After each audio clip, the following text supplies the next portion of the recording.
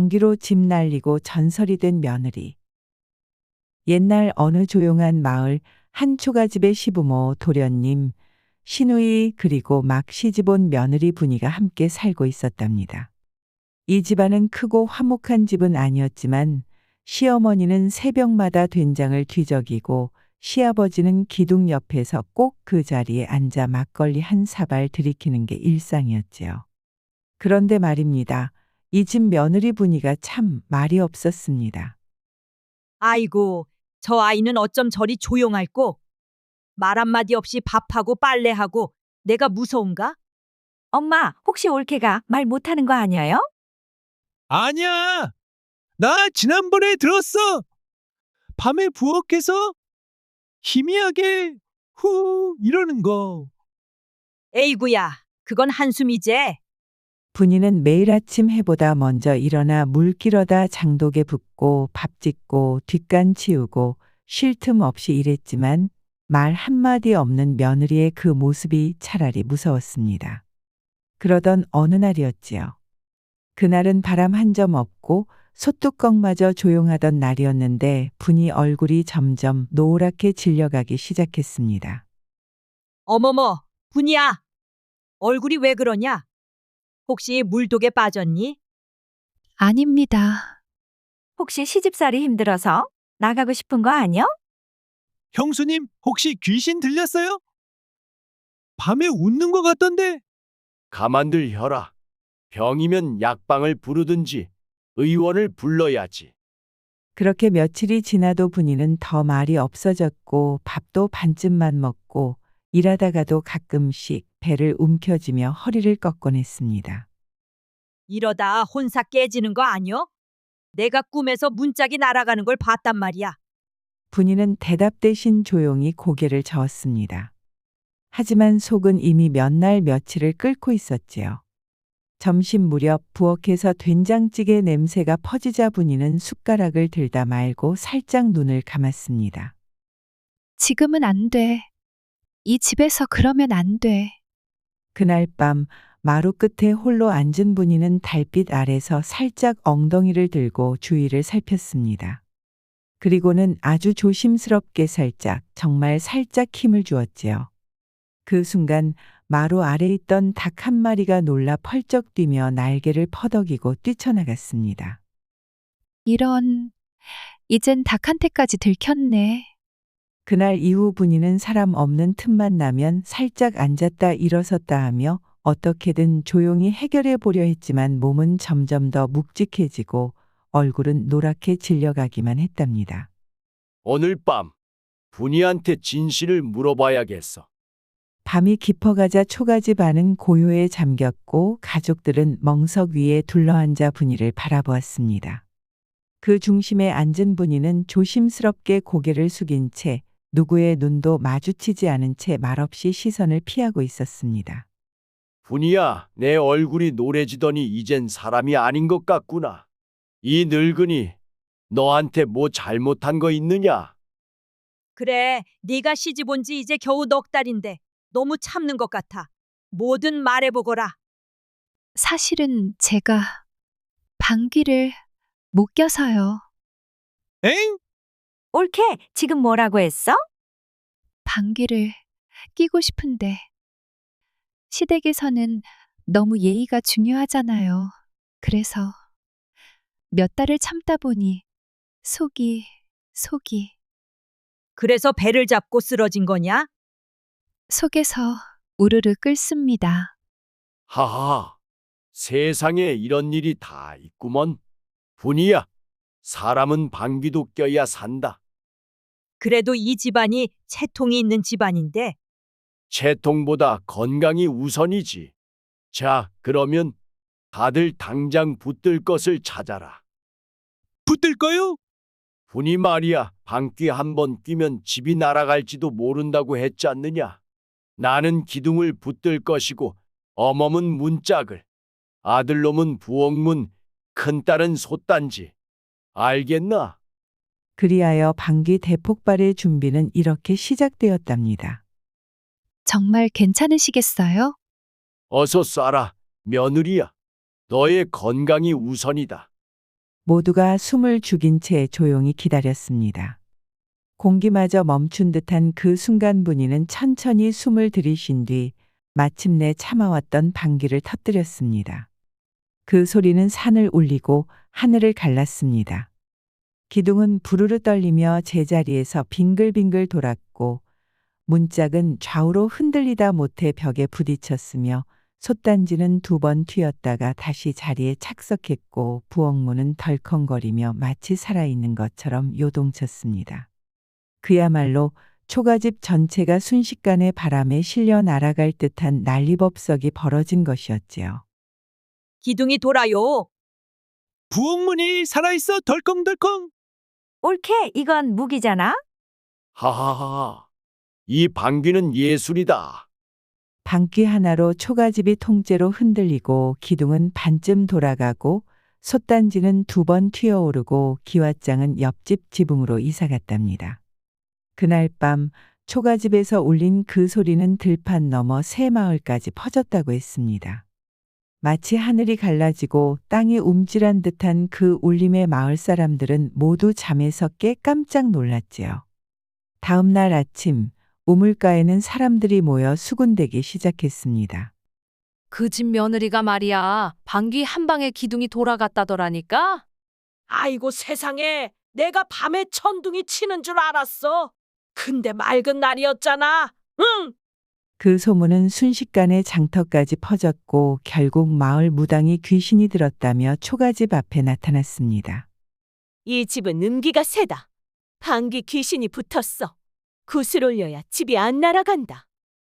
진짜 귀신 들렸나 봐. 이럴 줄 알았어. 옆집 할머니는 자신의 뒷간도 방귀 소리에 금이 갔다며 풍수지리 바꾸겠다고 난리였고 동네 아이들은 놀이터에서 분이 방귀 소리를 흉내내며 장단을 마쳤습니다. 푸르르르 쿵. 기둥이 돌았대. 솥단지는 튀었대. 그리하여 분이는 하루아침에 천둥 귀신 며느리라는 별명을 넣고 말았답니다. 결국 시댁에서는 회의를 열었고 도저히 안 되겠어. 이래선 집이 2채라도 모자랄 판이야. 분이야, 내 방귀는 감탄할 만하지만 이 기둥이 2번만 더 돌면 우리 집이 먼저 날아갈지도 모르겠구나. 그리하여 며느리 분이는 짐을 싸서 친정으로 떠나게 되었고 허리에 보따리 하나, 마음에 서름 하나 안고 걸어나갑니다. 분이는 조용히 짐을 이고 외길을 따라 걸었습니다. 누구의 말도 없이 발자국 소리만이 텅 빈 들판에 외롭게 울렸습니다. 그 걸음에는 무거운 짐보다 더 큰 서름이 실려 있었지요. 분이는 짐 보따리를 이고 한참을 터벅터벅 걸었습니다. 한참을 걷다가 분이의 앞길을 막고 선 건 마을 외곽을 지나는 솥대물이었습니다. 수십 마리의 소들이 길을 꽉 막고 누구 하나 비켜줄 기세가 없었지요. 분이는 잠시 생각에 잠기더니 이번엔 다소 과감하게 허리를 낮추고는 한 발 앞으로 나섰습니다. 그리고 쾅! 분이의 방귀 한 방에 놀란 솥대들이 일제히 움찔하며 우르르 옆길로 피해갔습니다. 저 방귀 하나면 장터도 비우겠구먼. 사람들의 웃음소리가 뒤에서 멀어져 갈 무렵 분이는 다시 길을 따라 천천히 발걸음을 옮겼습니다. 그런데 얼마 지나지 않아 길가 언덕 아래에서 수레 하나가 땅에 박힌 채 움직이지 않고 있는 모습이 눈에 들어왔습니다. 길가에서 짐 수레를 끌며 낑낑대던 한 장돌뱅이가 있었습니다. 이 바퀴만 굴러가면 되는데. 휴. 분이는 다가가 조용히 말했습니다. 제가 조금 도와드릴게요.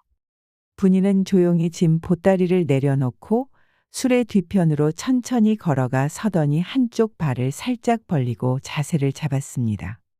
그리고 익숙한 듯 엉덩이에 살짝 힘을 주었지요. 순간 작지만 단단한 소리와 함께 수레가 덜컥 소리를 내며 앞으로 밀려나기 시작했습니다. 어이쿠야. 아니, 지금 뭘 하신 거죠? 기운을 조금 썼을 뿐이에요. 고맙소. 오늘 장사 잘 될 것 같소. 분이는 조용히 고개를 숙여 인사하곤 다시 발걸음을 옮겼습니다. 길은 점점 한적해졌고 머지않아 먼지 날리는 마른 들판을 지나 끝자락에 이르자 커다란 배나무 한 그루 아래 낯선 산에 둘이 서성이고 있었습니다. 어딘가 급한 기색이 역력했고 무언가 고민 중인 눈치였습니다. 이런, 이 배만 따면 오늘 장사는 대박인데. 배가 너무 높아 손이 안다. 사다리도 없고 말이야. 그 광경을 본 분이는 조심스레 다가가 두 사람 앞에 섰습니다. 그들은 분이를 돌아보며 잠시 놀란 듯한 표정을 지었지요. 무슨 일로 그러십니까? 아가씨, 저 배 좀 보시오. 딱 저것만 따면 되는데 수단이 없어 발만 동동. 제가 하나 제안을 드려도 될까요? 혹시 나무 타실 수 있어? 아니요. 저는 나무를 안 탑니다. 대신 방귀를 낍니다. 말은 끊겼고 그 자리에 있던 모두가 잠시 아무 말 없이 멈춰 있었습니다. 공기마저 고요해진 듯 침묵이 방 안을 가득 메웠지요. 예? 배를 떨어뜨릴 수 있습니다. 허허, 웃기시네. 이 배나무가 무슨 종이로 돼 있어? 내기하시겠습니까? 제가 떨어뜨리면 그 유기그릇과 비단 1000조각 주십시오. 좋소. 성공하면 다 드리리다. 분이는 조용히 숨을 고르더니 배나무 아래로 성큼 걸어가 섰습니다. 그리고는 잠시 숨을 멈췄다가 온몸에 힘을 모아 단숨에 방귀를 뀌었습니다. 그 순간 배나무가 심하게 흔들리더니 나무 위에 주렁주렁 매달려 있던 배들이 와르르 쏟아져 내렸습니다. 두 사내는 그 광경을 눈이 휘둥그레진 채 바라보았지요. 떨어졌다. 배가 진짜 떨어졌어. 이 방귀 진짜 무기네. 이건 신통방통한 재주요. 그리하여 분이는 유기그릇 한 상자 비단 2다발을 손에 쥐게 되었고 허허실실 웃으며 다시 길을 떠났습니다. 한참 뒤처져 걷고 있던 시아버지는 길 건너 숲길에서 며느리 분이를 지켜보고 있었습니다. 그런데 그 순간 눈앞에서 벌어진 믿을 수 없는 광경에 입을 다물지 못했지요. 분이의 방귀 소리가 천둥처럼 울려 퍼지더니 배나무가 흔들리고 탐스러운 배들이 마치 우박처럼 우수수 쏟아져 내렸던 겁니다. 저 방귀로 배나무를 흔들었다고? 우리 집 기둥만 날리는 줄 알았더니 이 며느리는 보물일세. 그 모습을 본 시아버지는 정신이 번쩍 들었고 망설일 틈도 없이 바삐 걸음을 옮겨 분이를 향해 다가갔습니다. 마치 무언가를 놓치지 않으려는 사람처럼 발걸음이 점점 빨라졌지요. 분이야, 거기서 잠깐만 멈춰보거라. 시아버님, 어떻게 여기까지? 다 돌이켜 생각해보니 내 방귀는 천벌이 아니라 천복이더라. 이 방귀로 유기그릇도 벌고 비단도 얻고 이건 신의 은총이야. 하하. 그게 정말 괜찮으시겠어요? 기둥쯤이야 몇 번 돌면 되지. 다시 집으로 가자꾸나. 우리 며느라기야. 분이가 다시 시댁으로 돌아오자 집안 식구들은 하나같이 멍한 얼굴로 분이를 바라보았습니다. 아무 말도 하지 못한 채 갑작스러운 귀환에 모두들 어리둥절해진 모습이었지요. 어머, 벌써 오셨네. 옳게. 비단은 어디서 난 거야? 이거 진짜 유기그릇 맞아요? 이제부터 우리 집은 매달 한 번 방귀의 날을 정하겠다. 그럼 이번 달은 솥단지 꼭 붙들고 계셔야겠습니다. 분이가 다시 집으로 돌아온 이후 그 집안은 예전과는 사뭇 달라졌습니다. 이제 분이가 잠깐 바람 좀 쐬겠습니다. 라고만 해도 시아버지는 기둥을 붙들고 시어머니는 문짝을 잡으며 기꺼이 대비하는 분위기가 되었지요. 마을 사람들도 변했습니다. 그 집 며느리가 방귀 한 방에 감뒀다고 소도 쫓고 장터도 열었다잖아. 방귀 하나로 3남매 키운 사람도 있는데 이건 그보다 위력이 커. 거의 마을 복지야. 급기야 마을 어르신들은 분이를 잔칫집에 초청했고 분이의 방귀로 잔치 시작을 알리는 개회식 방귀 요청까지 들어왔습니다. 분이아 씨, 떡 먹이기 전에 한 방 부탁드립니다.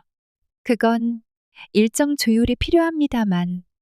그리고 시간이 흘러 분이의 전설은 점점 더 퍼져나가 마을 입구엔 이런 말이 새겨졌습니다. 이 마을엔 집을 날린 방귀도 사람을 살린 방귀도 있었다. 분이의 너스레에 모두가 터져 나오는 듯 웃음을 지었습니다. 웃음소리가 집안 가득 번지며 오랜만에 따뜻하고 여유로운 기운이 초가집을 감쌌습니다. 그날 이후 분이는 더는 방귀를 참지 않았고 시댁은 그저 묵묵히 기둥을 붙들고 있었답니다. 그리고 마을에서는 이런 말이 전해졌어요. 그 집 며느리 방귀가 천냥이란다. 바람이 불면 혹시나 분이의 안부를 묻지.